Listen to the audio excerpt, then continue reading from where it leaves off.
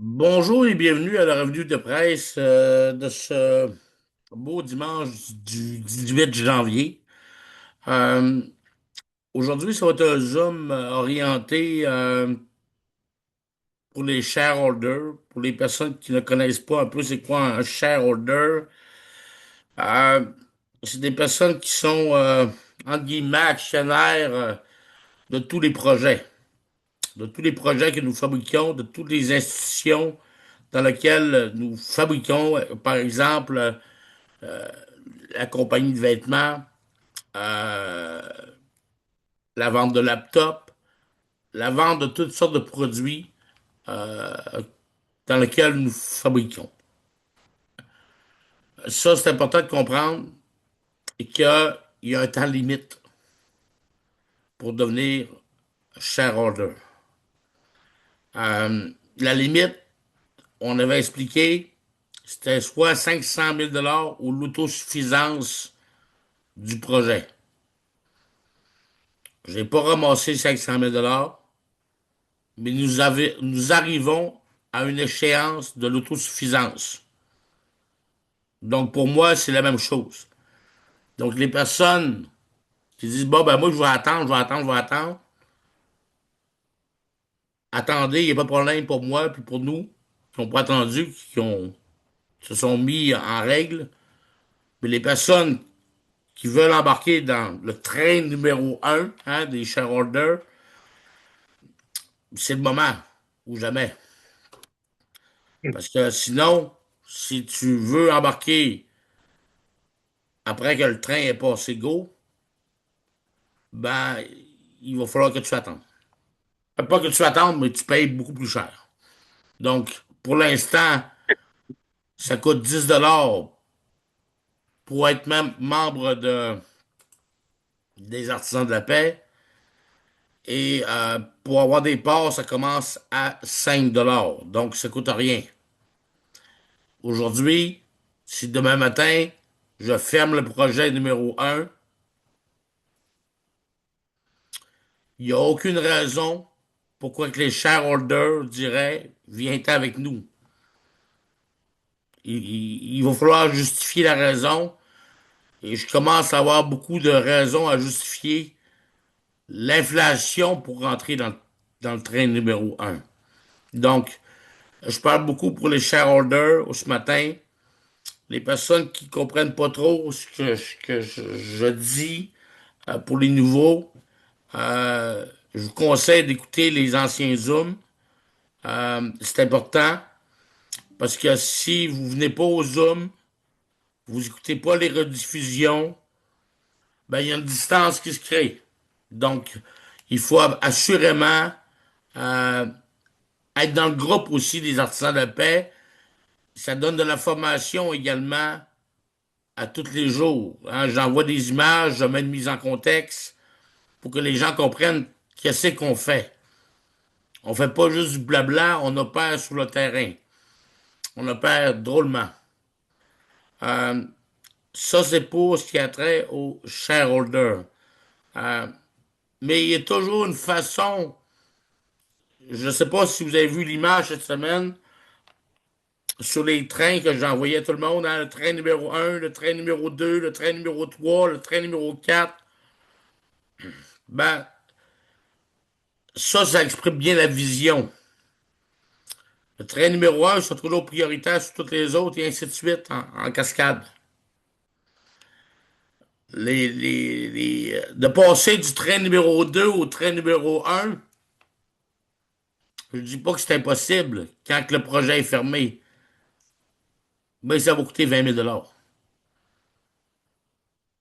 Pourquoi? Pourquoi ça va coûter 20 000?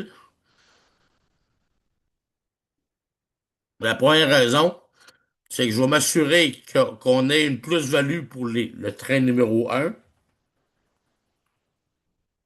et je vais m'assurer que le train numéro 2 décolle. Donc, j'amplifie les actifs. Donc, les shareholders, c'est un actif. On se monnaie maintenant, là.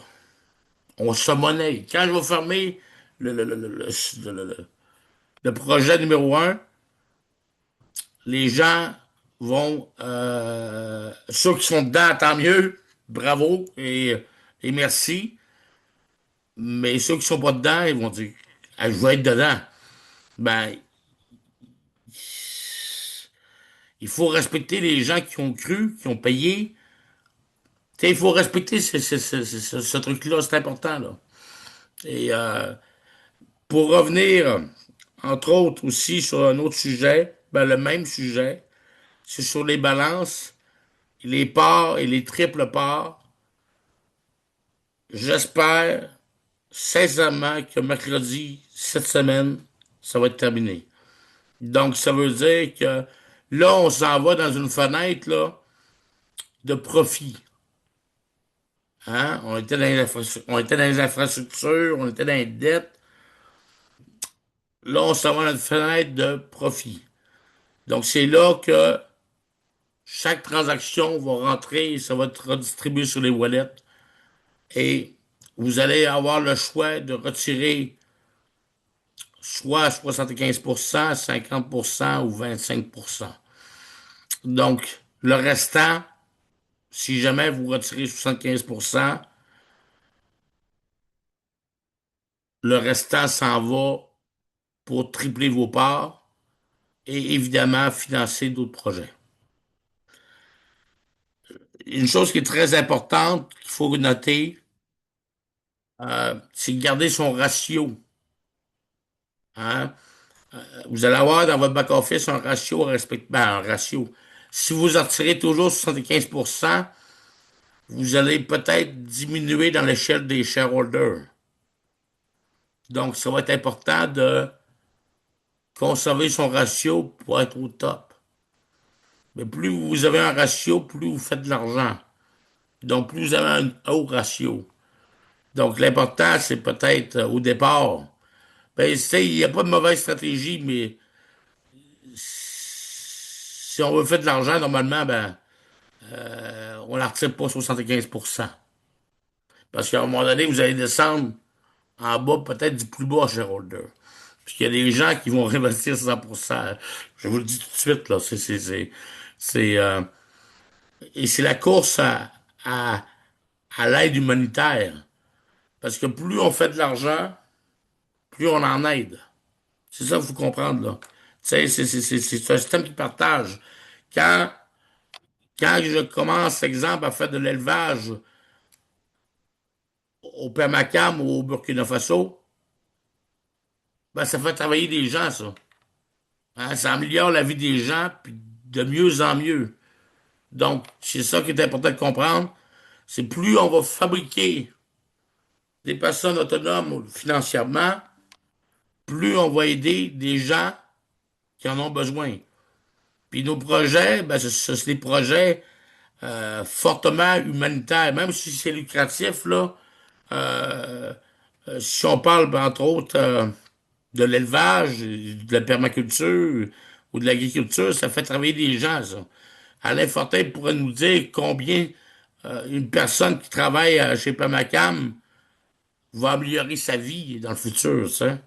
Euh, je vais laisser la parole à Alain tantôt pour ce qui a trait à l'élevage et à tout ce truc-là pour que les gens comprennent bien que l'élevage, c'est lucratif. Puis l'élevage, c'est comme plusieurs transactions, hein. Je veux dire, le coq, il y a deux poules, puis il continue toujours, hein, il arrête jamais. Mais les shareholders, c'est un nombre de personnes fixes. Donc, évidemment, la multiplication des gains vont se faire. Donc, il faut pas bousculer le temps, il faut laisser le temps de faire les choses. Mais je compte beaucoup sur l'élevage, beaucoup sur l'agriculture, euh, beaucoup évidemment sur ce que je fais moi-même, là, le, le linge et la vente de laptop. Mais je peux vous dire qu'on va finir fort en janvier, on va finir fort, on va faire un bon mois de février et on va être excellent en mars. Donc, pour les personnes qui ne sont pas inscrits, là, il est minuit moins une. Je vous le dis, là, pour les personnes qui sont là, la plupart sont inscrits, mais euh, pour les personnes qui vont écouter en rediffusion, faites ça vite. Parce que je vais contacter des gens, ça fait longtemps qu'ils sont dans le système que je n'ai pas parlé. Ça va vous laisser du temps de vous inscrire. Donc, Alain, j'aimerais ça que tu puisses nous parler, si c'est possible ce matin, de deux choses que je voudrais que tu me parles ce matin. C'est sur l'élevage et la- l'aspect lucratif de l'élevage et aussi l'aspect lucratif d'avoir un terrain chez Permacam. OK. Bon, bah écoute, moi d'abord, à tous ceux qui sont présents et non présents, mais qui vont nous écouter, je commence par déjà leur dire que je leur souhaite une très belle année pour 2026, avec la santé, euh, tout ce que vous voulez. Tout ce que vous avez besoin, on va essayer de les résoudre. D'accord? Bon, maintenant, concernant alors Permacam. Permacam, à partir du 1er mars, quand je vais arriver, euh, ça devrait il devrait y avoir une très très forte amélioration de la situation locale. Pourquoi? Parce que, bon, on parle des élevages. Les élevages, on a eu quelques difficultés à cause qu'on n'avait pas de filets. Il faut mettre des filets au-dessus des élevages parce que nous avons des rapaces qui attaquent les petits. Alors, ça, c'est des financements encore qu'il faut avancer pour pouvoir régler ces petits problèmes-là. Mais bon, en dehors de ça, comme tu disais, la reproduction se fait très, très bien dans les canards et très, très bien dans les poules. Donc, on a que ça pour le moment comme type d'animaux, là. Mais on envisage de faire d'autres élevages et aussi de la pisciculture qui devrait se faire cette année pisciculture, euh, apiculture. On va aussi mettre en place de nombreux arbres pour les prochaines décennies. Là. C'est-à-dire, on va mettre des arbres à fruits. Donc, la progression de Permacam implique actuellement, disons, on a parlé de construction aussi, que nous allons faire dans les projets. Pourquoi on fait ça? Alors, il y a ça, les gens me demandent, vous voulez faire des constructions sur des terrains, mais pourquoi? Tout simplement parce que actuellement, on se trouve à 16 kilomètres en pleine brousse. On est à 16 kilomètres de la plus grande ville qui s'appelle Soa, qui est à côté de Yaoundé, au Cameroun, donc près de la capitale. Les terrains prennent de la grande valeur de plus en plus maintenant dans cette zone, mais on a un problème pour se rendre sur le plan, pour s'y rendre. On a une moto, mais on peut y aller aussi avec des 4x4. Et le problème qu'il y a, c'est que c'est très long. Ça prend plusieurs. On parle de, pour faire 16 kilomètres, ça prend 45 minutes. Alors, c'est quand même assez important. Alors, ce que l'on a envisagé, c'est de faire des constructions pour que les gens puissent demeurer localement, sur place, travailler sur place et développer Permacam euh, avec leurs revenus et payer leur maison. C'est-à-dire que quand les gens vont avoir, quand les constructions vont être faites, ils vont pouvoir immédiatement y habiter. On va en faire un petit village. On parle de maximum, sur 3 ans, on parle de 30 maisons. Donc, on ne parle pas de faire des choses très, très, très vite, là, mais on va faire ça par étape, par étape, par étape. Comment ça peut valoir, Alain, le terrain c'est avec 30 maisons dessus? Euh, Là, Oh, ça, on parle d'un terrain qui vaut 15 000 au niveau de l'hectare, mais une fois que c'est bâti, une fois que ouais, mais comment ça peut attends, valoir? il y a plusieurs facteurs qu'il faut prendre en considération. Euh, il faut prendre d'abord, il faut savoir que nous sommes voisins d'une école militaire. Cette école militaire là, a l'intention de nous couper la route, de nous couper le terrain en deux, là, euh, en plein centre et va nous faire une route de 8 mètres de largeur. Alors ça va déjà donner, en, ça peut multiplier le prix par 20. Je ne sais pas si vous avez une idée là, parce qu'il est reconnu que quand Et là, on... tu es en train de me dire, là, Alain Fortin, ce matin, là, que sur 3 4 ans, ou mettons 5, on va se donner un lousse, là. On va se donner un lousse sur 5 ans. Un terrain que je paye 15 000 aujourd'hui. il va valoir 300 000 dans les 5 prochaines années. Je t'aime, Alain Fortin. De là, écoutez, là, je vais Ça, vous c'est dire. sérieux, hein? De là, Mais attends, maintenant, là, on parle de... pourquoi actuellement, là, chez nos voisins, déjà là, à l'heure actuelle, chez nos voisins, là, qui vendent de leur terrain, c'est vendu 4 000 francs le mètre carré. Ce qui veut dire, si tu, c'est-à-dire, c'est environ, environ 10 dollars le mètre carré. Donc, et nous, on vend-tu moins cher que ça ou on vend plus cher? Nous, la moyenne, ça va. ça veut dire que là, à l'heure actuelle, un terrain que nous, on vend encore à 15 000 parce qu'on l'a déjà payé en partie, mais celui que l'on vend, il vaut déjà, il vaut 4 fois déjà son prix. Wow. OK. Ça, c'est D'accord? important. C'est important de comprendre ça. Je l'avais parlé à Alain ce matin là-dessus. Puis je veux que tu reparles sur le potentiel de l'élevage. Ben, il n'y a pas J'aimerais que. ça que les gens, parce que moi j'ai parlé à beaucoup de gens, et je voudrais que le master nous parle du potentiel un peu de l'élevage et comment ça peut rapporter selon toi. Écoute, c'est très difficile à dire pour le moment. Je veux pas, moi je suis le genre de personne qui n'avance pas des chiffres OK. à jeter par la fenêtre, là.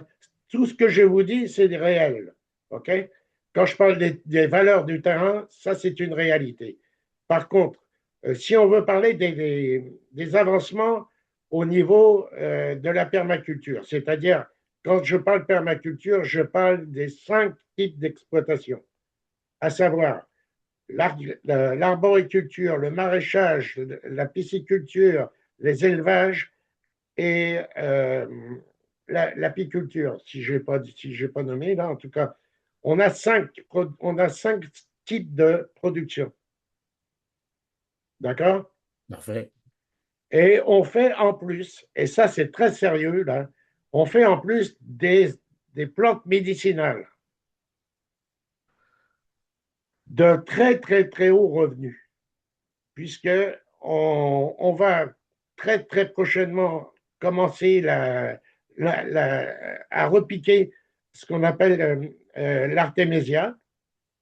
Et il faut savoir, pour ceux qui l'ignorent, que l'artémisia est une plante médicinale qui guérit le paludisme. J'ai bien dit qu'il guérit. Bon, pas en quelques jours. Quand on fait une crise de palu, on peut se soigner immédiatement avec ça. Entre parenthèses, je voulais vous faire savoir, parce que les gens ne le savent pas, là, mais mon ami Jay Wom, faisait des transferts et qui a monté une microfinance au Cameroun, à Yaoundé, je lui ai appris son décès il y a 3 jours. Oh. Il est décédé justement d'une crise de paludisme. Imaginez un peu. Oh. Alors, alors que si j'avais pu le savoir qu'il était malade comme ça, on aurait pu lui faire parvenir de l'artémisia, parce que même dans les cas les plus sérieux, là, on arrive à faire quelque chose de... Les gens se soignent vraiment très, très vite. En tout cas. Et en C'est plus, naturel. attention, je parle d'un coût. Quand on parle d'un traitement, par exemple, fait par l'OMS ou par tous les systèmes là, qui existent, là, un traitement, ça coûte à peu près entre je veux dire, entre 100, presque pas loin de 100 $ pour une semaine de traitement. Vous voyez? Quand on fait un traitement avec l'artémisia, écoutez-moi bien là, ça coûte 4 $. C'est C'est-à-dire, naturel. c'est 25 fois moins. Mais nous, on guérit, alors que les autres, en tout cas, je ne devrais pas dire ça parce que je risque d'avoir des ennuis là, Ouais. mais on a des preuves de guérison. Ben, il y a plusieurs pays qui ont fait ça dans le temps de la COVID, là. Au moins un pays, je crois, le Salvador, qui a commencé à. Non, c'est pas le Salvador, Je me souviens plus c'est Madagascar. Madagascar. Oui, Ils ont commencé. À Madagascar, le propriétaire, le Oui. président, je veux dire, de l'époque, là, avait mis en place le, l'artémisia et ils se sont rendus compte qu'il n'y avait plus personne qui attrapait la COVID. Non seulement ça, mais même ici, nous, quand on était en période de COVID, moi j'en prenais parce que j'en avais en réserve ici et j'ai jamais attrapé cette saloperie de grippe. Là. OK. Euh, pour ce matin, je veux juste finir avec un peu ce que. Il va y avoir l'entrevue bientôt avec Stéphane Pierre Corneille pour la solution bancaire, euh, la fameuse carte virtuelle. Ne manquez pas ça dans les prochains jours. Je vais faire l'entrevue avec lui. Euh, je vais aussi, je mentionne, là, on va avoir une possibilité. On l'a essayé ce système, ça fonctionne très bien. On a même envoyé des fonds au Pakistan. La petite madame a été capable de retirer l'argent dans son pays. Donc, c'est important que chaque personne qui utilise ce système-là fasse un KYC. Hein, c'est important. Euh, Ça, je vais en parler en détail dans les prochains Zooms. Euh, Après l'entrevue avec Stéphane Pierre Corneille, on va effectivement tout détailler, comment ça fonctionne la solution de paiement. Je voulais dire aussi pour l'organisation des événements, les concerts de musique ou les matchs d'exhibition de football, il me reste des détails techniques au niveau de la vente des billets sur euh, je veux pas être obligé d'inscrire une personne qui est sur la rue qui veut acheter un billet dans la plateforme pour faire la transaction. Donc, il me reste quelques détails techniques à élaborer. Euh, et pour terminer l'enregistrement aujourd'hui, je veux revenir sur l'amplification des actifs. C'est quand notre actif devient de plus en plus grand, on se monnaie nous-mêmes. Hein? On va donner un exemple, là. Puis là, on a parlé de Pamacam encore aujourd'hui, mais Pamacam est fermé, exemple. Puis la personne elle arrive dans le troisième projet, puis elle dit, je veux capitaliser sur Pamacam dans le train numéro 2. Le prix sera pas pareil. C'est sûr, on serait toute une gang d'imbéciles de dire, paye ton 10 $ puis mets les parts, puis c'est fini.